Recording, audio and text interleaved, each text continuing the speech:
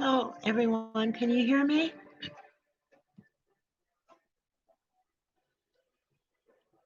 Hello, everyone. Let me know if you can hear me.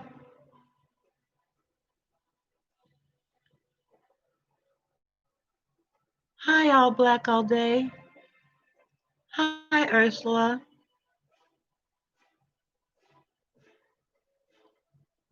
I'm going to get started in just a second.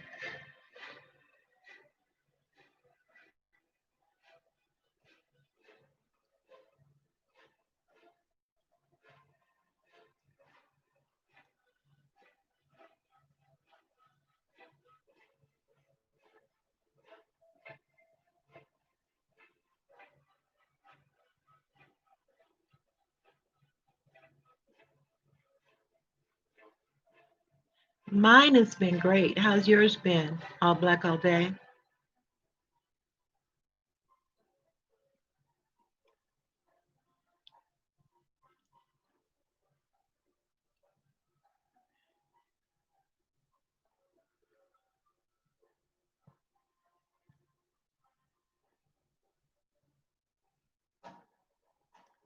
Oh, your first grandbaby. Congratulations.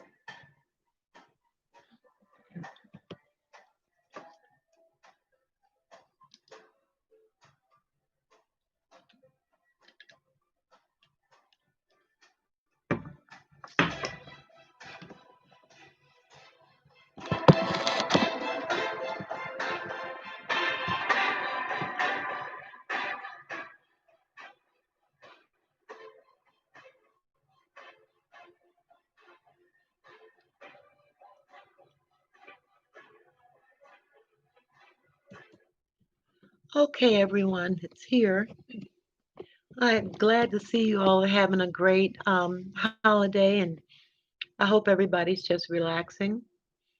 And I am on here. You can see from the title, it's about protecting your loved ones and your family, and if they're sick or in the hospital, and a nursing home or assisted living facility. And I came on live just in case anyone had any questions.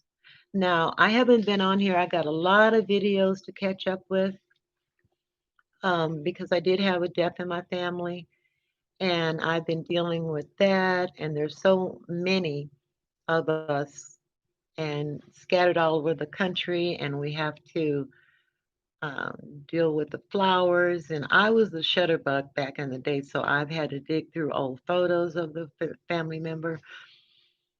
So I've got to catch up with a lot of videos. But most of the things that I do know, it's because I've actually been through something and I had to learn about it. And if you have a family member, relative, loved one, friend, or you may know someone who does, this is for you. And it's something you may need to know. Now, I had an aunt who was in a skilled nursing, and the reason I learned how to advocate for her was after the fact. And she was basically in a semi coma, and she was diabetic. And because they thought that she was not going to get SSI, which I was appealing for her, they decided to remove all support. And I was in one state and she was in another. But, after she passed away, um, I got a hold of the medical records and saw that's what happened. And I did go to the right agencies to find out exactly what was going on and what happened. It turns out, as a diabetic, they were giving her sugar in her arms in her, an IV to make sure she went away. And so I come to this with the perspective of, you know, Black Lives Matter, and A lot of times when our family members and loved ones are in the hospital, they or in assisted living or nursing homes, their lives don't seem to matter to some. Not everybody, but to some. And you do have to advocate. And recently I had to do it again, but I thought I would share this information because of everything that's going on with health these days. And one of the things you can do, if you see something that's unusual to you, you can always contact the agency in your state who licenses that particular nursing home, assisted living, or even hospital. And what you do need to do is be certain to look them up at that licensing on their website, in the state website, and see if indeed there were any complaints against them. Now, I had one relative and they didn't look it up, but I looked it up afterwards, after they had gotten her out of there. Turns out they had so many fines and complaints that they actually had to change their name. And they are fined thousands of dollars. And all this information is available to the public. So if you do your research properly in advance, then you should not have the problems that some people have had and that, I've had with some members of my family. And another thing you can do is that you can file a complaint. You can, with that particular department of your state, because every state has to license every one of these facilities, hospitals, everything. You can file a complaint. You have standing. If you saw something or you're concerned about something, you can go to the place, go to that agency that licenses them, and you can lodge a complaint. Now, if you have a family member in the hospital, you can always ask for um, the patient liaison, the one who's the advocate for patients in the hospital. Now, they're not usually there overnight, and if a problem occurs overnight, every hospital in the country has a nursing supervisor of the entire hospital. And that's who you can contact. And they have to put you through to him or her, and they will get right to the problem. Now, the patient advocate during the day will look into it and see what's going on and rectify the situation. Um, so, that's the option in the hospital. Um, in any place, if you have a problem about the medication that your um, family member or friend or whoever is getting, you can also go to the patient liaison for that. But you have to know that you do have the right to do that. You have to look out for your family because no one loves them as much as you do. And you have to take that stand when it's necessary. And sometimes there are some truths that we don't want to hear. But if it doesn't feel right, or you're concerned, or if you're getting reports from your friend or family member that something isn't right, that they're mistreating them, that's when you go. So I wanted to share this simply because we do have to look out for our family, especially Black people. I'm just going to keep it real. You know, they people don't. Some people don't see our lives as valuable at all, and some of them work in healthcare, unfortunately. So I just want to make certain that you all are clear on that, and you know, you can definitely intervene should you need to. Now, I wonder, does anybody have any questions about that? If so, put them in the chat. Hi, TC. Hi, Mysterious Mermaid. How are you guys doing? I hope you're enjoying your holiday. But that's essentially what I'm trying to get across to everyone is that you definitely have the right to intervene. Now, you can also call Adult Protective Services, and they are there 24 hours a day. And their you can go into their website, get the phone number, whatever state you're in, call them, and if it sounds like it's um, something that needs to be dealt with immediately, they will come there immediately in the dead of night, in the middle of the night if necessary. But you do have to um, look out for them because there's no greater regret when you could have looked out for them and you didn't. And that's what happened to me with my aunt. And I could not have known, my mother was sitting there right beside her. She could not have known. So now, if any of my family members or loved ones, if I go to the hospital, I read what's in that little bag, that little, you know, IV bag. I read what's on there and I write it down because, some people are cruel and evil, racist or mean, or just don't care about anybody, whatever their race. So, you know, and I think that's about it. I just wanted to know if anybody had any questions.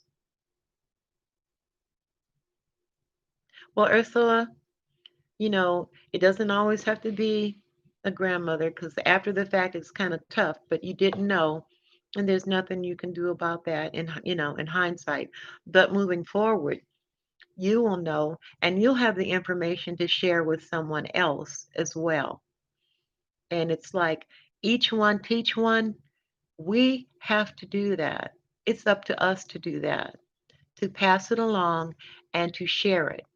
And hopefully, word will get out and we can protect our family members. And this also works for hospice. You have the right, since hospice is federally funded. If you don't like the hospice, you have the right to change the hospice and say you don't want them anymore. And that's something that you definitely need to keep an eye on because that's where some people are in the most danger. And we as a family had to get remove a hospice from another family member because they didn't want to give her the medicine that she was supposed to have because um, it was too expensive. But they were getting federal funds.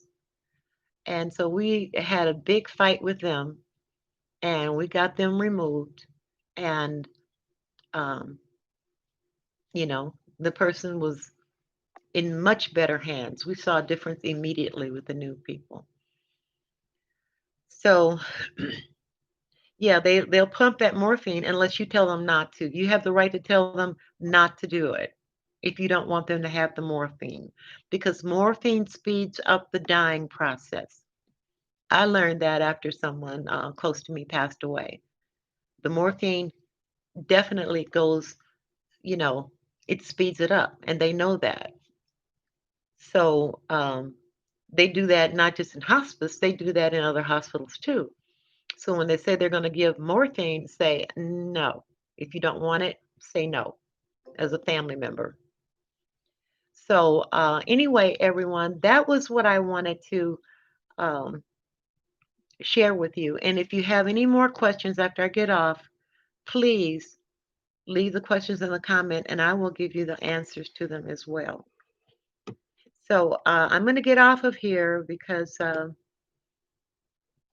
want to let you all go on and enjoy the rest of your day. I want everyone to have a relaxing holiday today.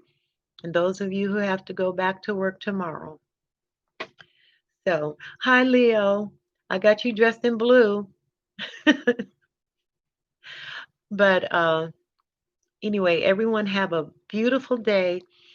Feel free to share this information with other people, to let them know so that we can get the word out of how to protect our family and our loved ones, but especially our seniors who are very much senior than me.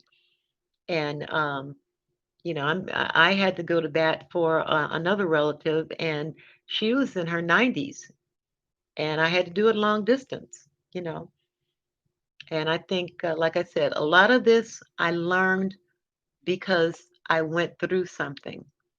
And at this point in my life, I would like to share with you all the things that will benefit you and that I have learned and the information that I have, because it is definitely something that we need to know. But there are many areas in which I have had to experience things. Some of them I had to learn the hard way, but um, I learned.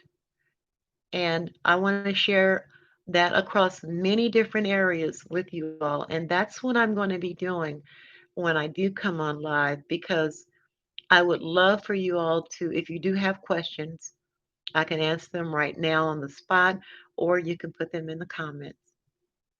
So let's see. You say, take care of my mom. That's right. Ain't nobody better than me. That's right. If you can. Now, sometimes family members require round the clock nursing and that kind of care. And sometimes you have to,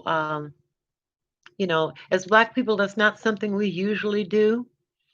But if it's deemed really necessary for them to stay alive, you know, you still can advocate for them. You can be there as much as you want to be.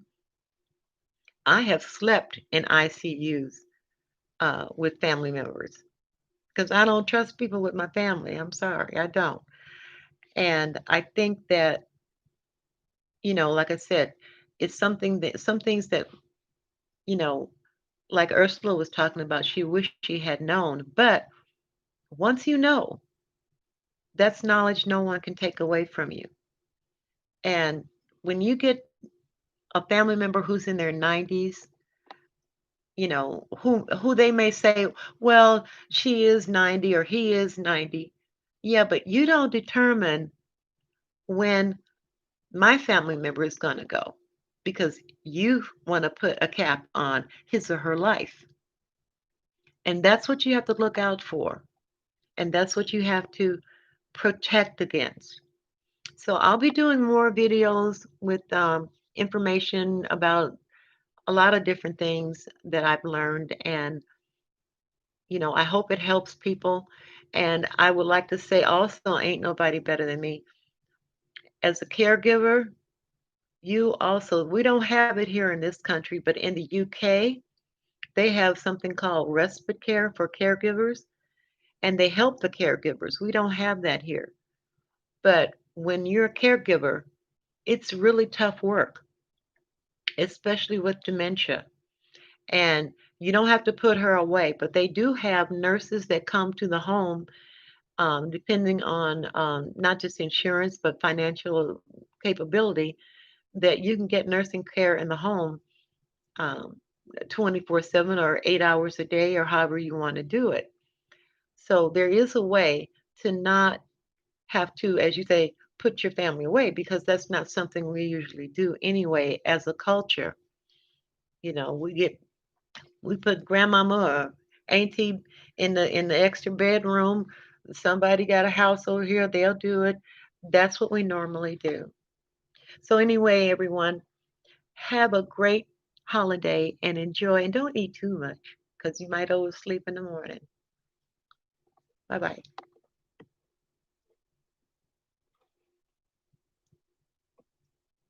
Don't forget, if you have any more questions, leave them in the comments.